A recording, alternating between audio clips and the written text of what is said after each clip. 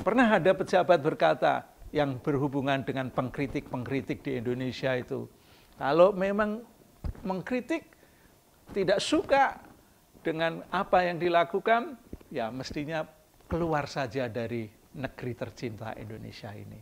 Nah, ini kan menunjukkan bahwa kekuasaan menjadi hal yang utama, ingin melanggengkan kekuasaan. Ya. Dan calon yang dipilih atas keputusan MK nomor 90 itu juga sebetulnya tidak berhubungan dengan etika. Mereka tahu bahwa itu sebetulnya ada pelanggaran. Tapi karena apa yang sudah diputuskan oleh MK, yang MK itu boleh saya anggap sebagai dewa, karena tidak bisa dikalahkan oleh siapapun gitu keputusannya, sehingga ya diikuti sekalipun dari pihak-pihak yang lain melakukan perlawanan. Tapi perlawanannya kan setelah berlangsung cukup lama, bahkan sampai penyelesaian penghitungan suara sudah selesai pun masih dipersoalkan. Nah, itulah politik ya di negeri kita yang pada saat ini sampai seperti itu. Memang tidak seperti pada zaman-zaman dulu ya, zaman raja-raja yang untuk mempertahankan kekuasaannya sampai rela membunuh saudara-saudarinya untuk kepentingan kekuasaan. Nah, sekarang ini tidak ya.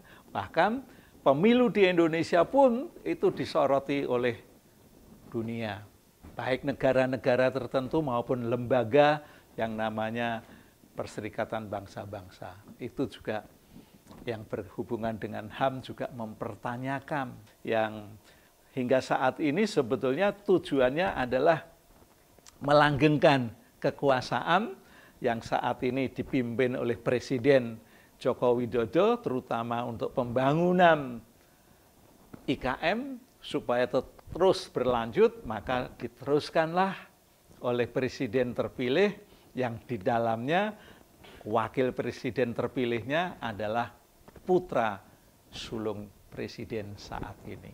Nah, itu bagian dari melanggengkan kekuasaan. Siapa yang punya kekuasaan pada saat ini, siapa yang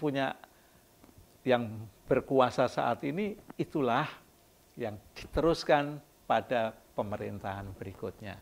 Kalau nanti betul-betul sudah diputuskan oleh Mahkamah Konstitusi. Sampai saat ini belum, karena masih terjadi peperangan, perdebatan yang sangat luar biasa. Ya, dan partai-partai tertentu atau kelompok-kelompok tertentu sudah menggelontorkan bahan untuk mengkanter tentang pemilu itu sendiri. Menurut informasi ada 250 persoalan yang harus diputuskan oleh MK. Ya, jadi sangat luar biasa. Nggak tahu selesainya kapan itu.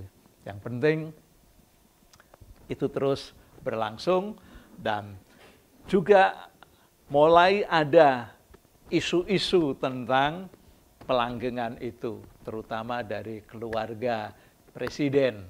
Ya, dan Presiden sendiri juga yang tidak memiliki partai itu ingin berlabuh ke partai yang lain untuk bisa menduduki sebuah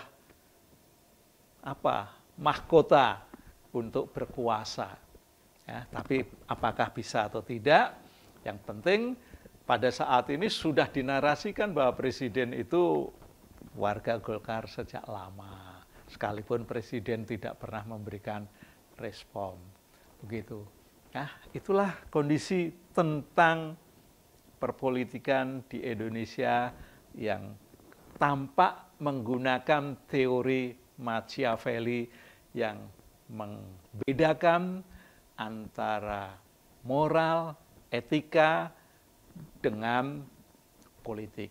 Bahwa politik dan etika tidak ada hubungan.